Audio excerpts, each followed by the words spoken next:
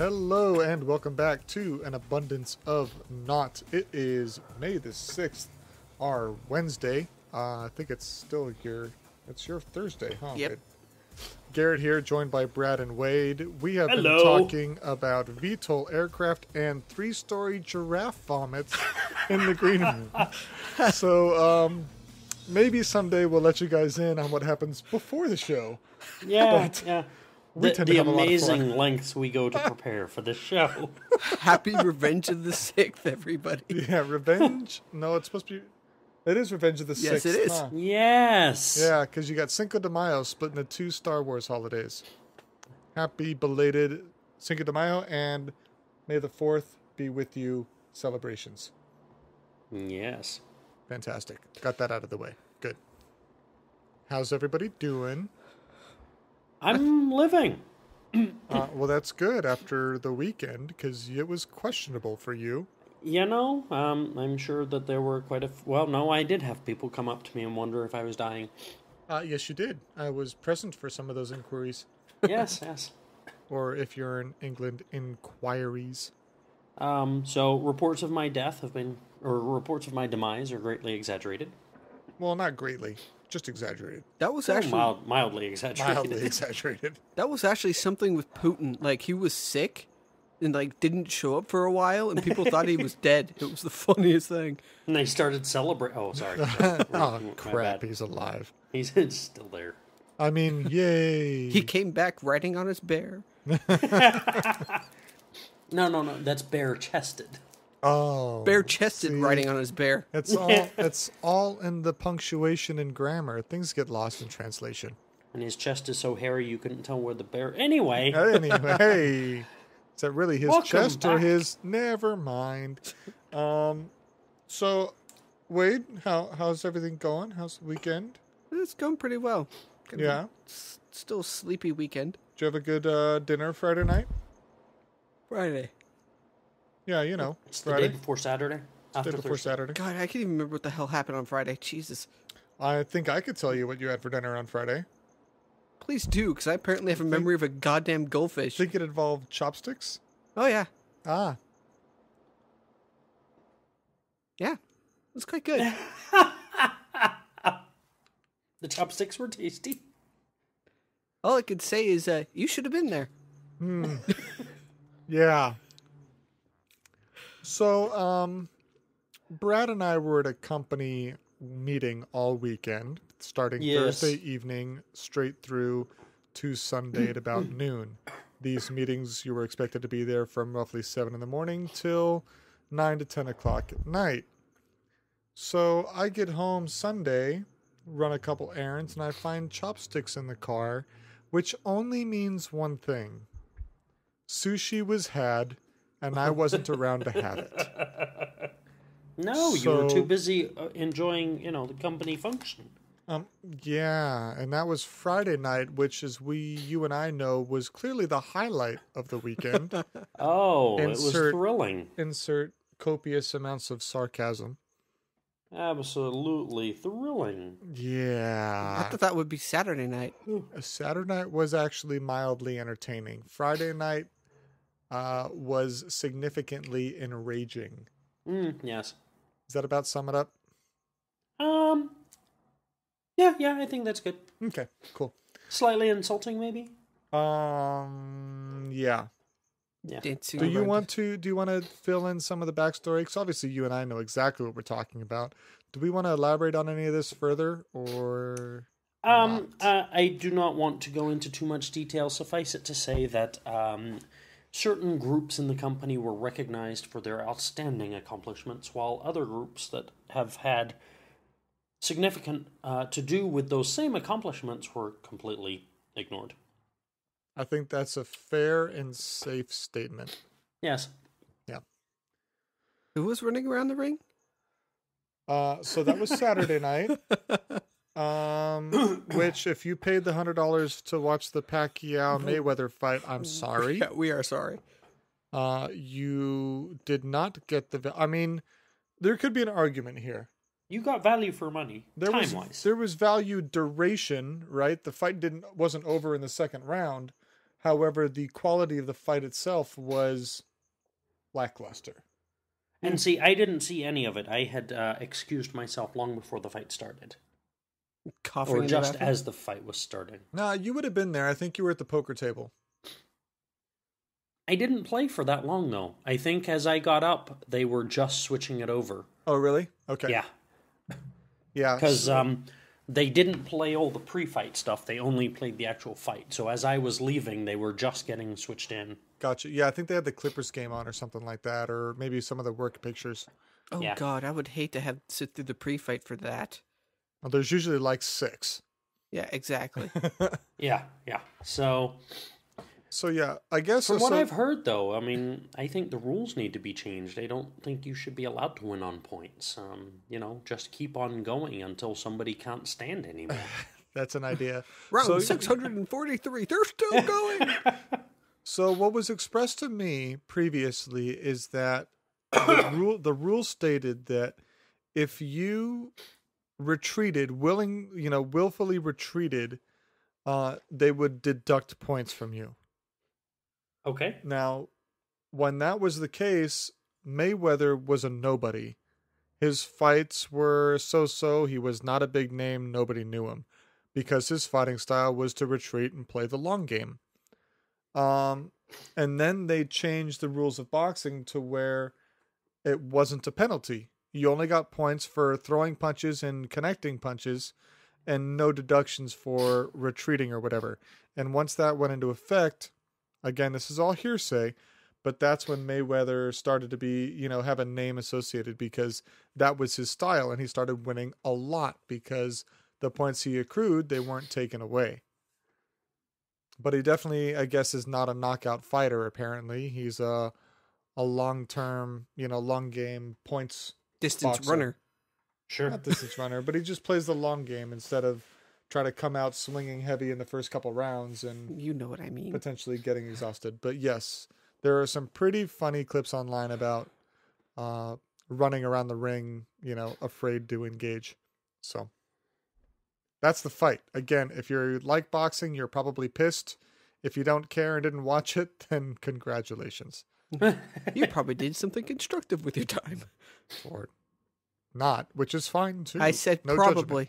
I did say probably. No judgment. Well, even if you did nothing, you're still productive. You more still productive. have off. $100. Yes, Yeah, exactly. Very good. Well, I think that we can jump into some movie news, I guess. Movies. It's movie day. Movie time. Here we go. So we've got 5 movies to talk about this week. Number 1 is Hot Pursuit, rated at a mere 17%, rated PG-13. This is with Reese Witherspoon and Sofia Vergara, portraying, let's see here. I'll read this direct. In Hot Pursuit, an uptight and by-the-book cop tries to protect the sexy and outgoing widow of a drug boss as they race through Texas pursued by crooked cops and murderous gunmen. This could be hilarious, because Sofia Vergara is quite the character. Or it could not. Or it could not, and Was it fall flat on its 17%? face, as 17% would indicate. Question mark? Number 2, The D Train, rated at 38%, rated R. Jack Black and James Marsden.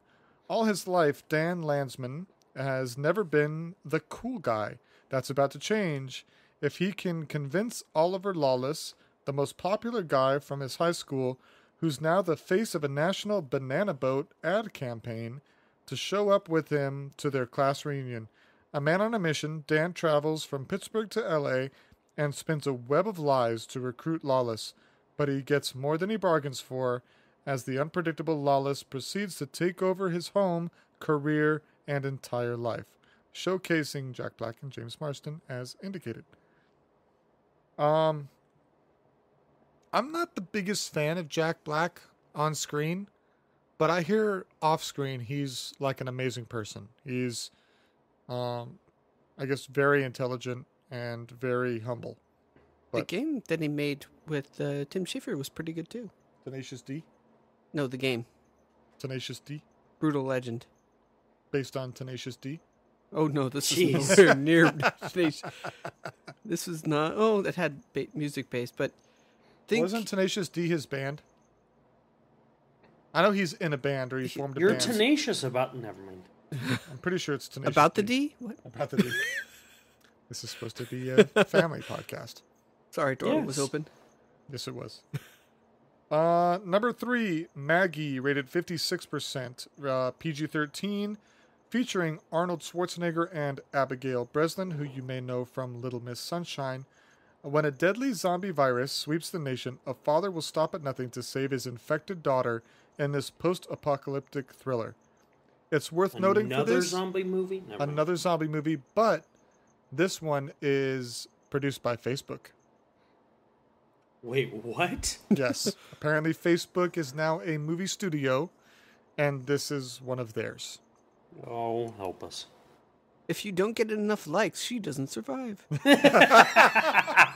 It's a choose-your-own-adventure movie. Ah, that'd be funny. Nice. Number 4. That door was open really well. Yeah, that's hilarious. The 100-year-old man who climbed out the window and disappeared. Yes, that's the movie title. Wow. Critically at 65%. It says R. That was the day the creative writers didn't show up. Yes, that's correct. And they That had to was- have a title by the end of the day. That was when the writer's strike occurred. Yes. Yeah, pretty much. Based on an internationally best-selling novel by Jonas Jonasson, an unlikely story of a 100-year-old man who decides it's not too late to start over. For most people, it would be the adventure of a lifetime, but for Alan Carlson, his unexpected journey is not his first. For a century, he's made the world uncertain, and now he's on the loose again. Bum, Okay. bum, bum. Finally, Playing It Cool, 50%, rated R, with Chris Evans and Michelle Monaghan. While pretending to be the philanthropist at a charity dinner, the man meets a gorgeous woman named Her. The only catch, she's engaged. In order to continue seeing each other, the two embark on a platonic relationship, one that gets pushed to the test as the two begin to realize they may have unrequited feelings for one another. Like a young Walter Mitty, Me uses the power of imagination and wild,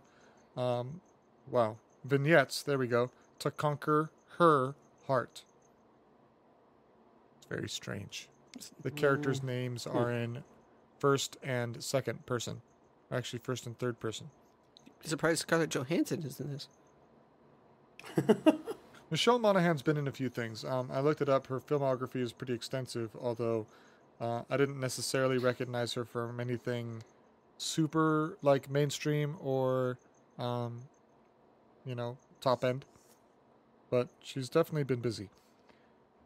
To touch base on the box office, we have, no surprise here, Avengers #1 at $191.3 million. Yes, the .3 was important. I hear that's a pretty good one. I've heard mixed things about it. Why was the .3 important? I don't know. I just felt like, it's We- a 3-digit in the hundreds of millions, and yet .3 was still associated. Look, the gods of Asgard were like, you gotta say it. Thor came down with his hammer and told my puny human butt that I had to say .3. He's like, remember, we have a Hulk. And Hulk smash. Number 2 is Furious 7 at 6.6. Jeez, no discrepancy from first to second. Number 3, Age of Adeline at 6.2, and Paul Blart at 5.9. I can't believe that's still going. It's only been out for, 2-3 weeks? I can't believe that's still going. Okay, no, you Noted. want to be disgusted if something's still going? They're already going to make an 8. Yeah, it has been confirmed that Fast and Furious or Furious 8 is essentially in the works or planned. I just hope that they look at kind of a reboot instead of a continuation. Like maybe a sister film, but not following the same line, the same characters. Let what's his name take over? Dom? That, yeah. And I mean, Take it in a different direction. Didn't he say he was going to like that was his last one or something? I could have sworn I remember hearing that somewhere. yeah, I don't know. I mean, they kind of did an interesting deal at the very end where... No spoilers. Okay. Are you planning on seeing it, or are you just mindful of the fans? I am mindful of the fans. Okay. I'm sure I will see it at some point. It is not very high on my viewing list, but I will see it. Understood.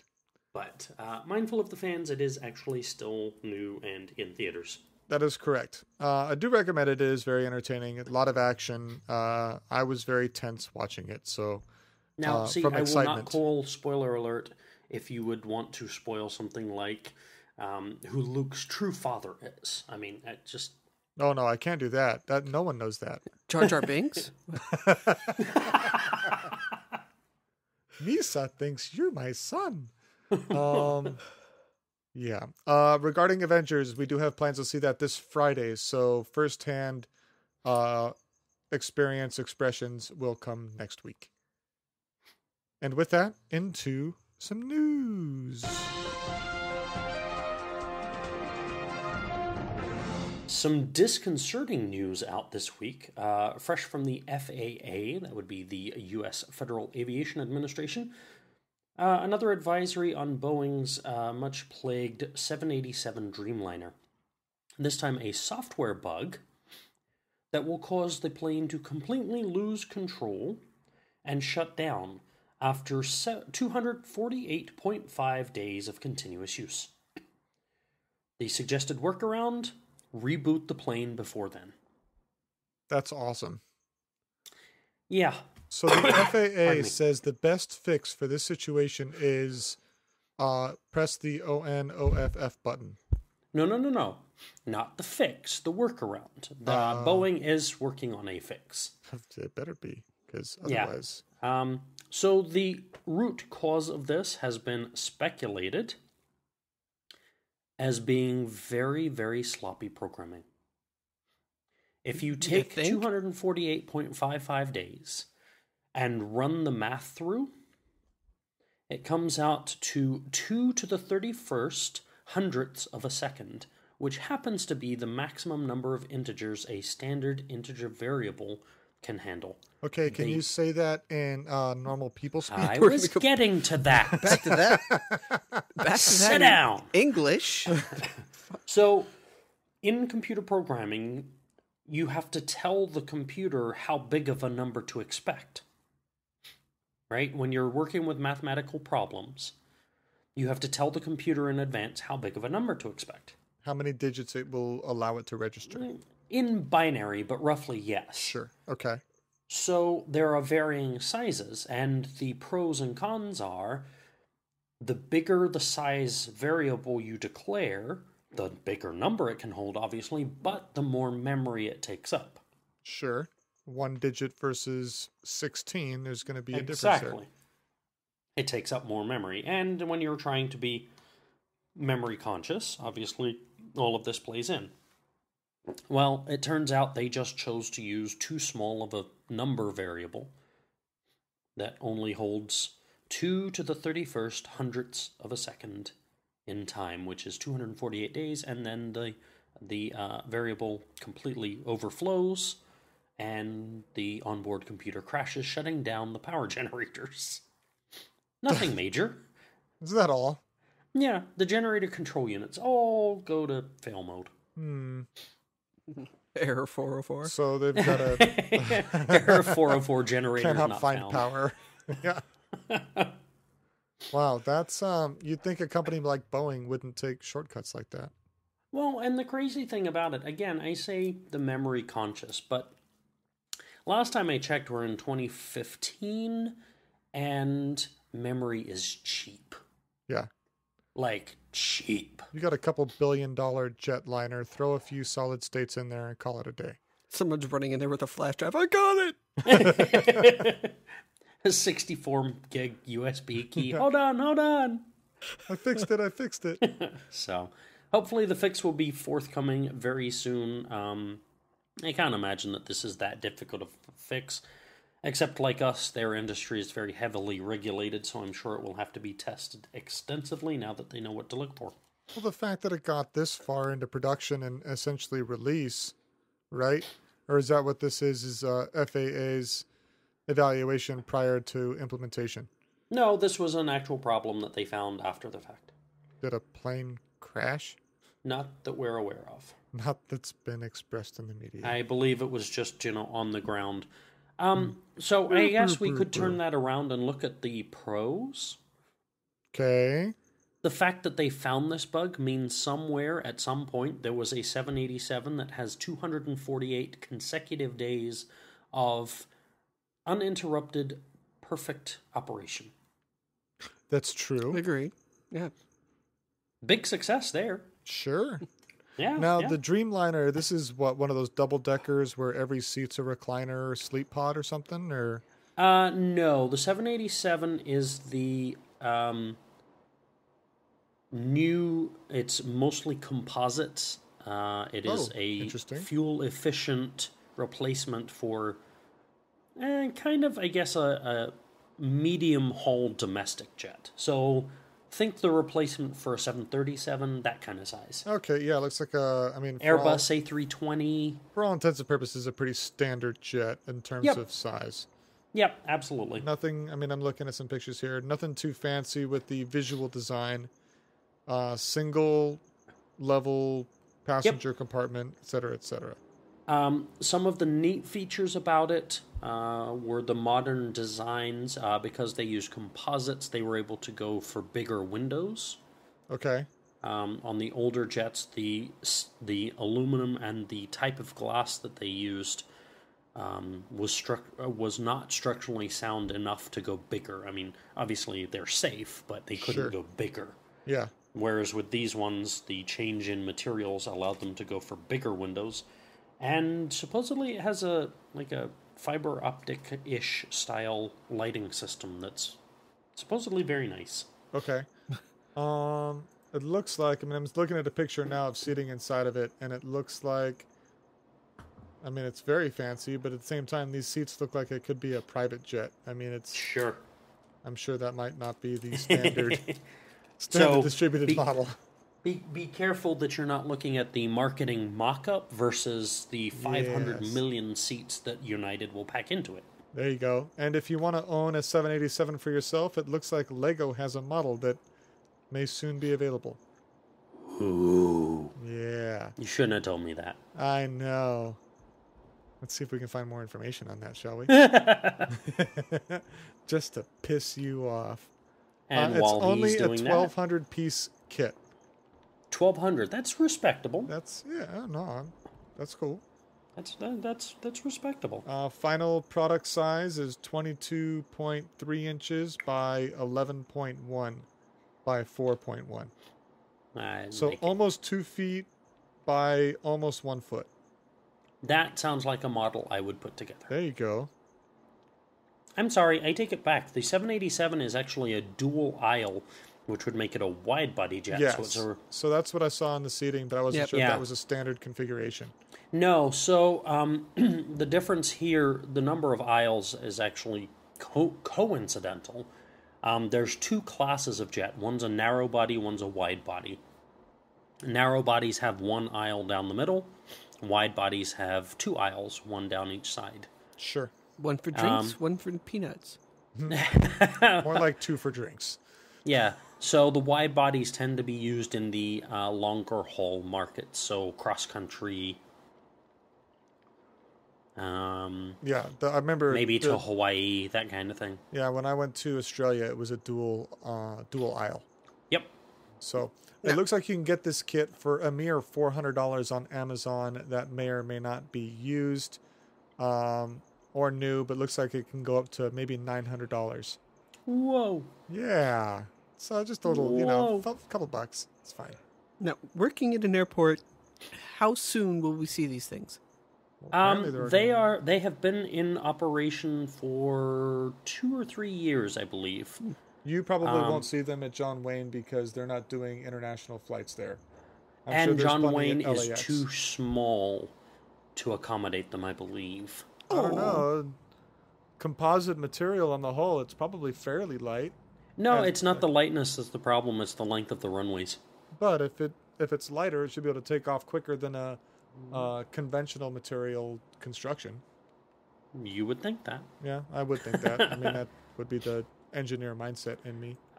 In the United 787-9 configuration, there are 252 seats. Okay. As opposed to a standard or narrow body plane. A narrow body. Hold on, let me find you a narrow body. Is there any indication of how this book was found? No, there actually isn't, which is a surprising thing. Someone's hiding It's up ready the to take off on the runway and Ooh. hit the The brakes, engine hit the spooled brakes. down. yeah.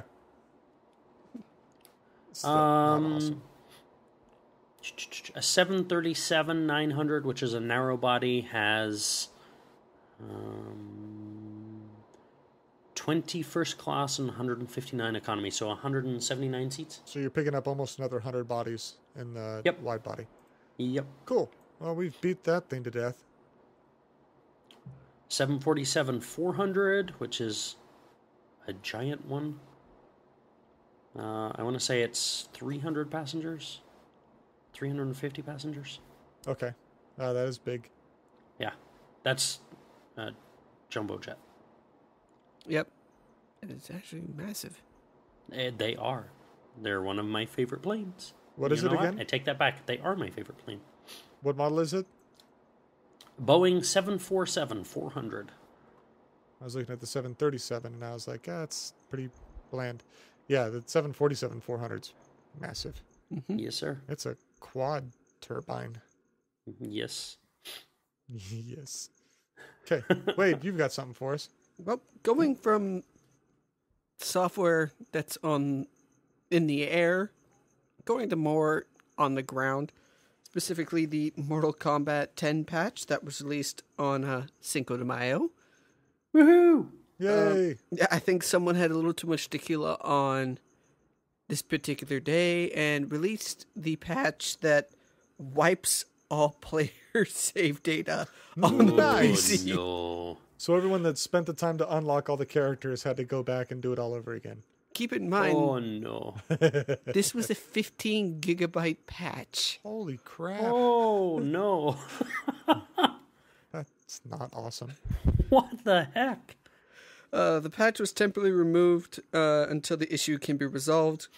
Yeah, you think? Yeah, it was, which then has been put out earlier this morning, as in the time of this podcast was recorded. This being yet another 15 gigabyte download. Jeez. To back out the patch, or a patch for the patch was another 15 gigs. This has caused some users for a combined total of a 60 gigabyte download For the game That's itself. Game plus 2 ridiculous. patches. in patches. Jesus. That's ridiculous. Good I job, don't- guys. I don't This was by high voltage, by the way. I don't Figures that come back. understand why these. Okay, maybe someone can educate me a little bit, but I'm not Be happy to. grasping why these games need to be that big. I mean, Mortal Kombat's graphics they're decent, but you have set areas to play in. It's not an open world like Grand Theft Auto. You have set players that have set moves. I guess I just don't comprehend why these games are so big. I'm actually really surprised considering we talked about the transaction model of this game a while back and people haven't really brought up that issue. It's like, yeah, are you wiping my data on purpose just so I go and have to pay to reopen the entire crypt? That's a good point. You know, I just... Jeez. So, 60 the gigabyte reason for download. the bloat in games nowadays is generally the quality of the game art. Pictures and videos take room, and a lot of it, especially with us demanding higher and higher resolutions at faster and faster refresh rates. I get that, And I understand, although I don't like, but I understand why a game like Grand Theft Auto is so big, because you got a huge world to generate in a live, without load screens or things like that. Mm-hmm. But with Mortal Kombat, where all you do is you enter into a fight in one of a handful of set arenas, I imagine. I can't imagine there's too many of them. And you have set characters. So, yeah, I understand there's art to be rendered and all that, but it's not like it's a massive map that you're generating that you have to generate real time. Sure. So, compared to something like Grand Theft Auto, I'm just not getting it. Yeah, I don't know. So, anyway. I don't know why the game is that big in the first place. Yeah, that's my point. Yeah. Confused. I mean, I'm totally. very much confused. I know. Just wondering how this is going to affect it. Are they technically able to send save data back? Because I thought save data would be on the customer hard drive. Depends if it's networked in DRM and saved to the cloud. And save to the cloud and cloud storage and DRM. And funnily, you should bring that up. No. It's probably by Steam, which is an online only app, so it probably Steam doesn't control Mortal Kombat. This was for Mortal Kombat on the PC only. I guess I should have said that. Steam's not the publisher of that. They're Right. just a distributor. It's like GameStop. Steam wouldn't have the save data. Yeah. It would either be who's the developer for Mortal Kombat? High Voltage. Okay. And publisher? No idea. Okay. Let's see if we can find that out. I wouldn't say that Steam definitely would not. I would say they most likely do not. The publisher was Warner Brothers. Yep, Warner Brothers, and developers was NetherRealm Studios and High Voltage Software. So unless one of when those you distribute through Steam, they do have a measure of control. They might. I doubt that they're saving people's save data, though. I doubt it. They may but that doesn't mean save they or can't. record what version you might be playing on versus updates and whatever, because they push updates to you. They sure do. But unless Warner Brothers, NetherRealms, or High Voltage is saving your save data to the cloud, and that you have to log in to PSN to play, then it should be saved locally. And if it got wiped, then NetherRealms has something, an apology to make. I hope you like playing Mortal Kombat 10, I guess. If you liked playing it the first time, you will love unlocking everything again. That's right. Now, speaking of New Steam... from High Voltage, it's the same game. No, that's Nintendo. All over again. Yeah, well, I mean, Mortal Kombat, aside from graphics, pretty much the same thing. Now, I heard that Steam's going to start having a competitor. Oh, yeah. Things GOG. Good Old GOG. Games. I remember they were a service beat to begin with, but I think they kind of stepped up. GOG Galaxy is a new game distribution for PC, blah, blah, blah. Limited. Blah, anyway. blah, blah, blah, blah, blah. Blah, blah, blah. Much like Steam, but apparently they allow, whereas Steam forces you to update when an update is available, GOG allows you to choose and allows you to revert back to an older version if, Problems maybe arise. if the new version's got issues. And supposedly they've got well over 1,000 titles to choose from. So if you're looking for a competitor to Steam or just want to see if they have something different, check out GOG at GOG.com. Will do. GOG. This will be a wake-up call for Steam, I believe.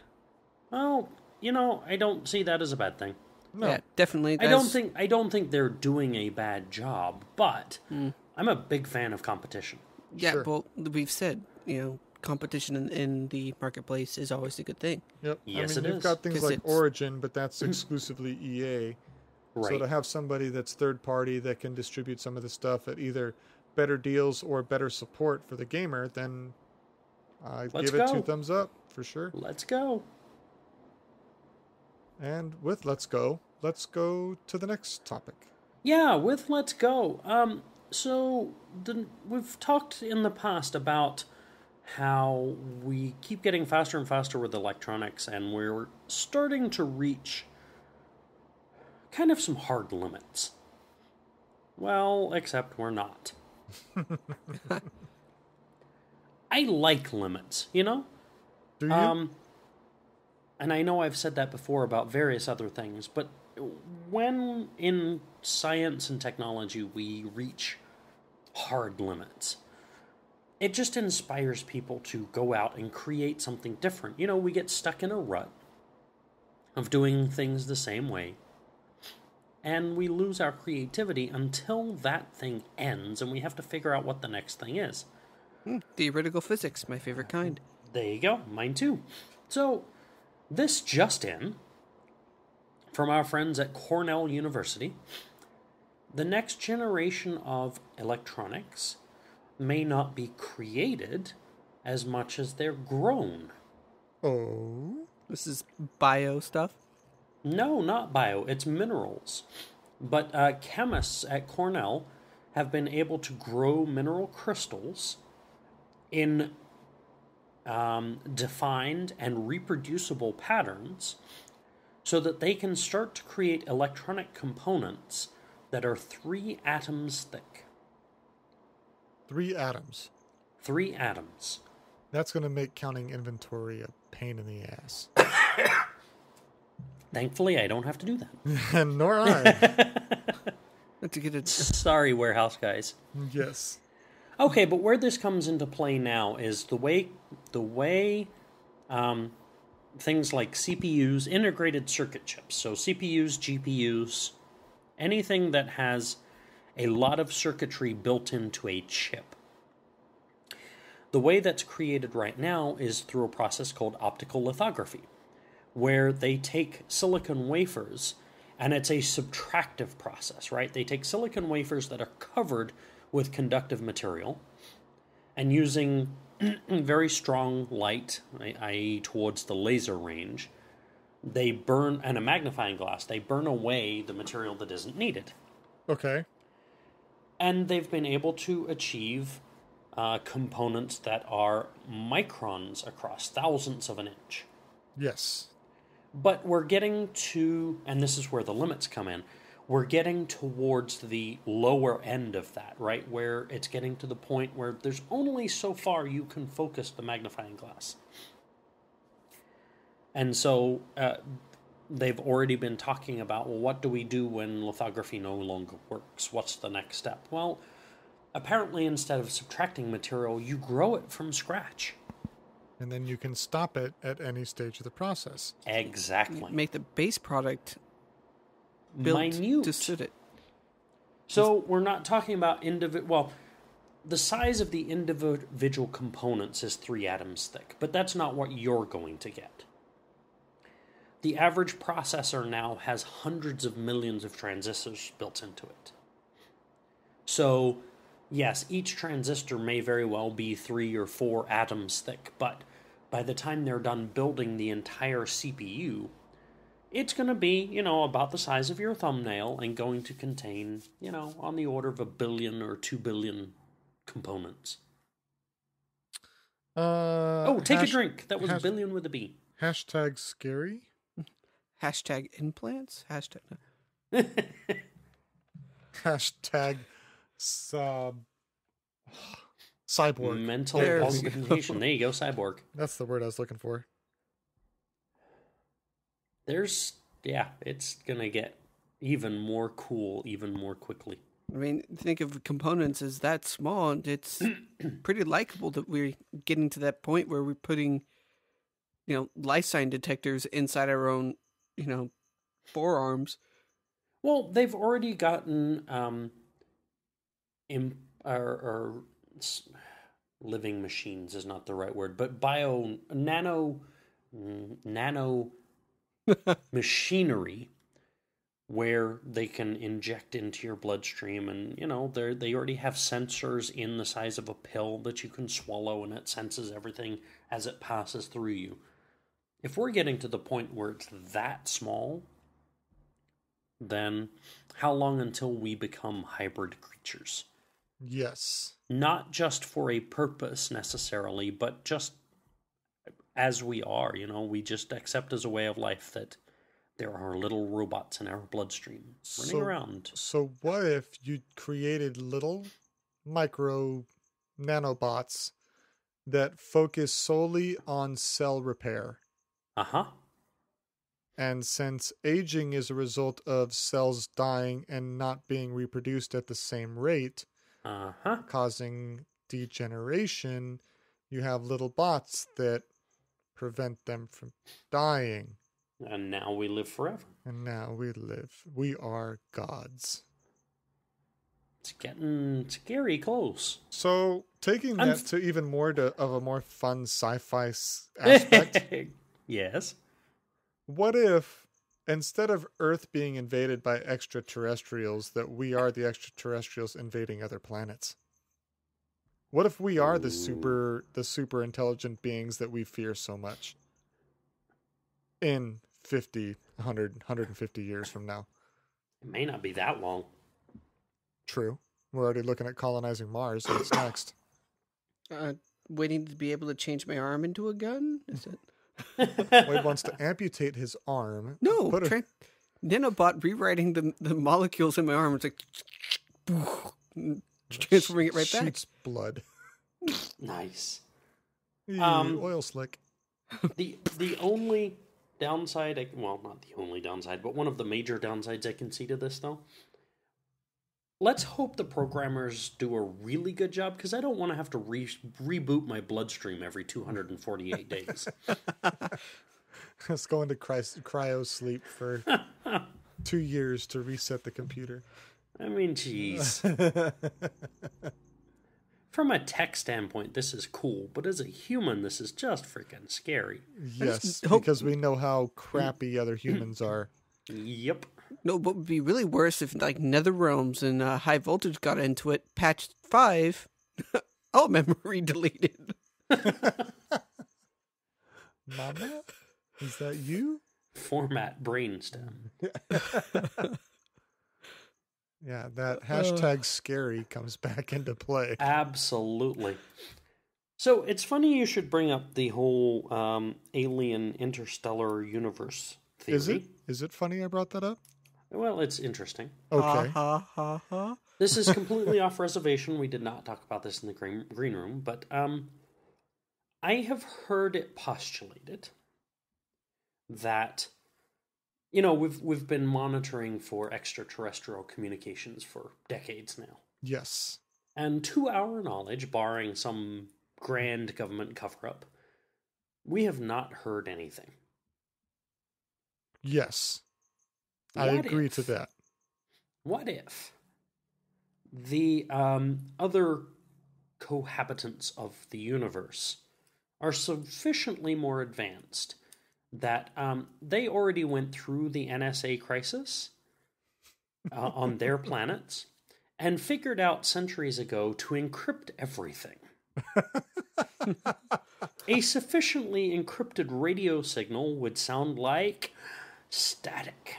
Yes, which is what we hear when we hear nothing. Exactly. Space. What if we have been receiving alien communications for the last 40 years, but they're so good at cryptography we've never noticed? You're such a jerk for pointing out that very true fact. We would never know. We never thought that they'd be so smart to be better at encryption than us. I know, right? We just figured they'd be yelling into space and waiting for us to pick it up. You know those voices that when you record static, white noise, and play it back? We think it's ghosts. No, it's aliens. It's aliens. That's their encryption. You play in reverse. You'll never hear static the same way ever again. No, now it's going to horrify me when my TV goes out. It's encrypted alien communications. Plus the arrogance of us humans to think that they actually want to talk to us. Well, that's true, too. Right? I mean, consider what we've done with the planet. There's a very likely possibility that they look down on us with their superior technology and go, why do I want to talk to them? Or the other flip side of the coin is the Men in Black movies that they're already here. And we're just too stupid to realize it. No, you see what's Yeah. going on. They've been watching us, and they're fighting over which one of their gods is more peaceful. Yes. We're done later. They're killing each other in the name of peace. We'll come back in 100 years, see what's happening Yep. then. Yep. See if you guys can figure it out by then. Yep. No? Okay. Later. So restart the clock. Wade, you've So- got something else for us, I think. Yeah, it's going from space monsters to more fantasy monsters. I like fantasy monsters. Yes. For the upcoming May 19th release of The Witcher 3 Wild Hunt, game that I am actually quite anticipating for. Because you're going to be kiting? Maybe, considering what some of these monsters are. Playing into that Freudian slip that just happened. CD Projekt Red, the developers for Witcher 3 and its franchise, released a trailer on how to fight some of these monsters. From the regenerative werewolves, you have to use silver bombs on to halt their healing process, to using flames on the drowners who live in the swamps. To me, Sounds scary. this kind of sucks, actually. You're In what way? Well, pre-release, they're kind of giving everybody a guide of how to be more efficient in the game and totally killing the learning curve aspect of figuring it out yourself. Well, you can think, Although, use fire against water. Which is kind of reverse, isn't it? yeah. Dehydrate water monsters, I guess. So, I would offer in the advocacy of the devil that just because you can do a thing doesn't necessarily follow that you should do that thing. Yes. Just because the video is there, if you want the learning experience, which I probably would, Agreed. don't watch the video. I am on that same concept. I will go search something if I'm having an issue with a certain area in the game. I've done it where something's just not making sense in my head. But yeah, for the publisher to release a how-to guide, so to speak, before the game's even out yet is interesting. But they've only done like a couple things for like 3 different monsters. That Judging you know from on the trailer, I've watched it. Judging if they feel comfortable with releasing this is CD Projekt Red. To their credibility, they are pretty good people. Meaning what? They don't screw around with their customers in terms of DRM and hocus pocus like that. So if they feeling that it's okay to release, here's a little tidbit on how to fight 3 monsters. That may speak to the variety of monsters in the game. Well, and I think you raise a good point there, and that wasn't clear from the initial headline reading. How many monsters are there, and they've given you tips on 3? Yeah, we don't know. And I think I've seen at least 4 so so far. Is the trailer being marketed as a tool on the how-to stuff, or is it just so happen that the trailer contains details that gamers have extrapolated? It's developers speaking about it. Okay. So it's being marketed as what it is, not just fandom doing their research, so to speak. Mm-hmm. Okay. I'd be more impressed if it was the fans figuring it out from the video than creating something deliberately, which is why I was asking the question. Sure. I mean, when I've seen 4 monsters so far. 3 of them, which we've already discussed, being the Drowner, Harpy, and... No, sorry, not Harpy. Griffin and the Werewolf. So... And there's another one that I'm not sure what they call it, so... Okay. It could speak to how variable is the monster basically catalog going to be. This is going to be an open world game. So we could have just hundreds of creatures to go up against. And keep in mind, we're not just fighting monsters, we're also fighting people. I see. And it also does speak with the what's it called? The fighting style or the fighting mechanics of the game, where you have choices to use these things. If you don't want to, don't. Yep. So it sounds like there's going to be plenty more to come. No, there should be plenty more of stuff to do rather than what these 3 little hints they've given you. But the game comes out, what, this week? Next week? May 19th. So a couple weeks. Couple weeks. Mm-hmm. Awesome. I wonder if more videos will follow. We'll see. We shall see. Okay. Brad, do you have anything further? I do have one more. In a rather failing news article, CNBC reported on a break-in to a Apple developer's home in Cupertino. Oh? Yes. In this break-in, the burglars stole an iPad prototype, so that would be, I'm guessing, the iPad Air 3? Now, saying this, was the break-in in air quotes? No. Was it a staged break-in so that Apple could get free publicity for the next iPad? I don't think so. I don't think so. Okay. They stole the prototype. Okay. They stole some prescription drugs. They Naughty. stole $7,500 in cash. And CNBC buried in the article, after lamenting about how the iPad test model was stolen, that, oh yeah, they kidnapped the guy. Oh, well, that's not really that important in the grand scheme of things, I guess. Whatever. People, they're a dime a dozen. Life, money, product. Yeah, stick with the money and the product first. And the pursuit of happiness? What? So, yeah. Apparently they since went back and re-edited the article to put emphasis where it was due. That's very nice of them. Actually, the people are the most important aspect of this story. Yeah.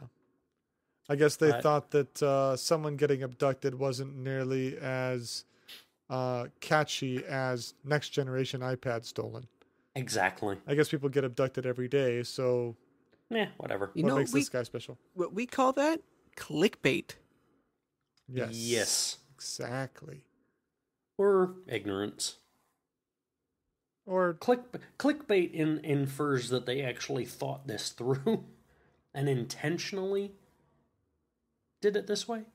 You don't think that was the case for more screen time, and then only once they got called out on it, they adjusted? Oh, it's entirely possible. Okay. I think it's also just as plausible that they just didn't care. It's a tech journalist. They're writing about the tech, not the people. That's not that they're heartless. I don't want to infer that they're heartless, but that wasn't the focus of their article when clearly it should have been. Sure. Understood. Okay.